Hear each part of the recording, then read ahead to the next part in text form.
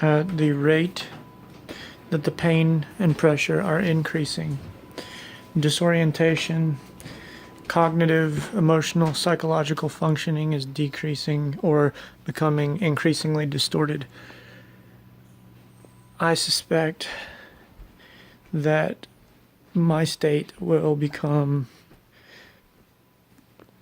either emergent and have to go to the emergency room soon, or truly agonizing to the point that I can't really function aside from laying around and suffering a lot. I hope that I'm wrong. The pain starts here in my neck, goes up into my jaw, then to my ear, then back around behind the ear, and up into my head, where it spreads throughout the veins to the back and top. The veins are sticking out, excruciatingly painful. Any cold beverages increase the pain exponentially. Additionally, it takes another path here through the bone beside of my eye up to here, then goes along my sinuses into my head. I suspect an infection because it's a single path. Well, two paths that connect eventually. It's mostly on my right side. My jaw still hurts on the left side as well as the veins here.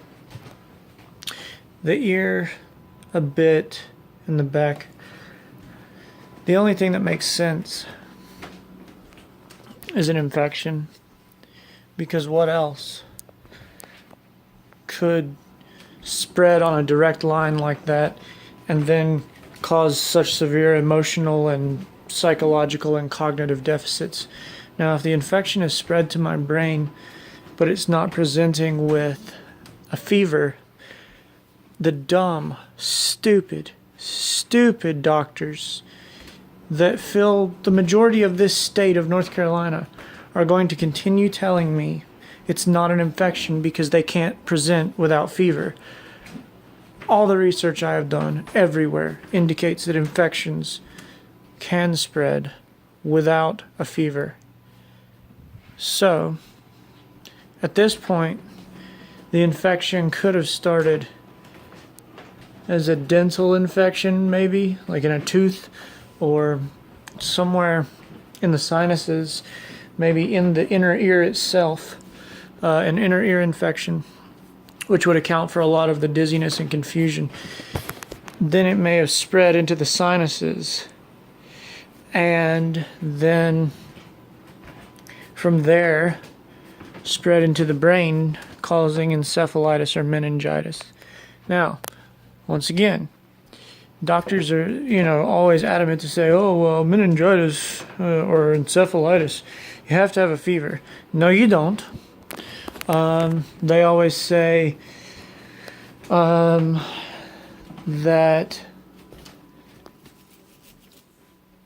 it has to be present for a infectious reason. There is the possibility that when I hit my head, it caused swelling in the brain, which gradually got worse and presented as meningitis. I've read cases of that happening. The problem is, whatever's happening to me is not typical. It's very rare, very unusual. That's the word the neurologist used. He said, something's happening to you, but I don't know what it is because it's unusual.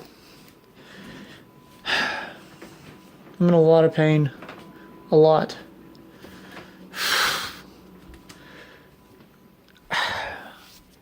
So whatever's happening to me is unusual.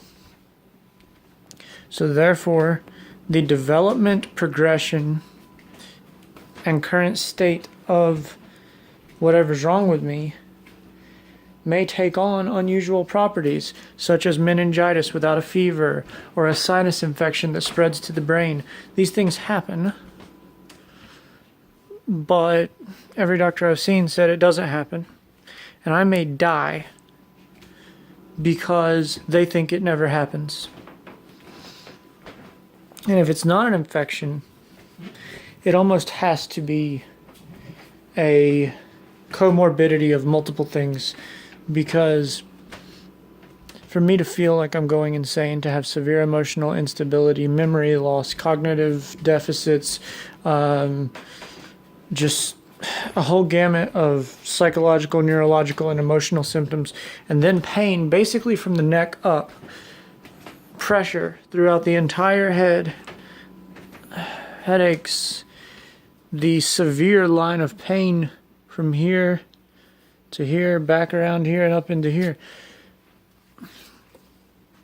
For all of that to not be connected, though, would just be outlandish for me to get like 2 or 3 different diseases or conditions at once. I think they're connected. I think it's probably an infection or something else that could link all of those together, but I don't know what it might be. Every day, I feel more and more like I'm at the end of my rope and that this is the end of the road. This is a fucking urgent situation, and nobody is taking it urgently.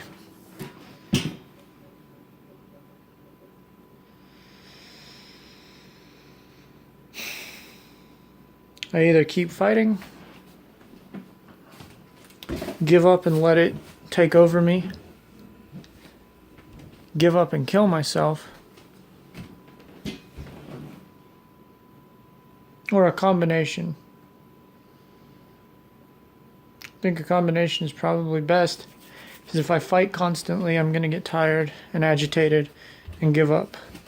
But if I just literally give up all hope, then I'll probably kill myself. I think it'll be best to rest sometimes, just for the sake of resting my brain, because resting does nothing for the pain or the cognitive symptoms at all. But rest my brain sometimes and then go back to fighting and researching an answer.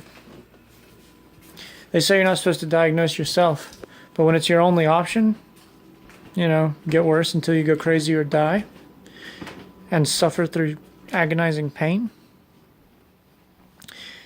I think just about anybody would start trying to figure out what's wrong, unless they weren't equipped to do that. They weren't trained to, do extensive research.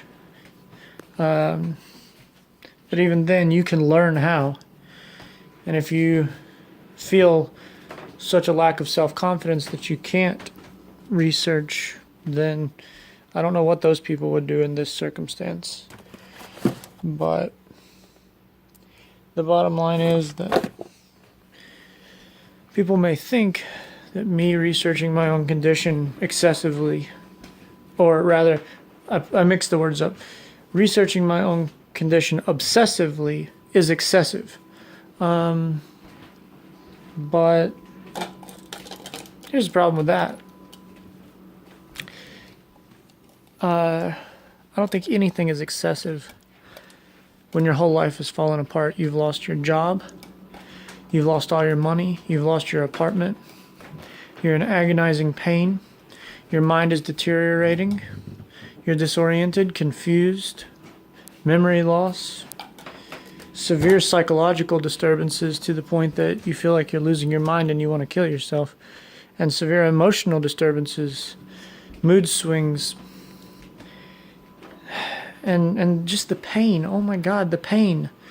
Just, I feel that I have more than enough justification to take matters into my own hands, because nobody is helping me.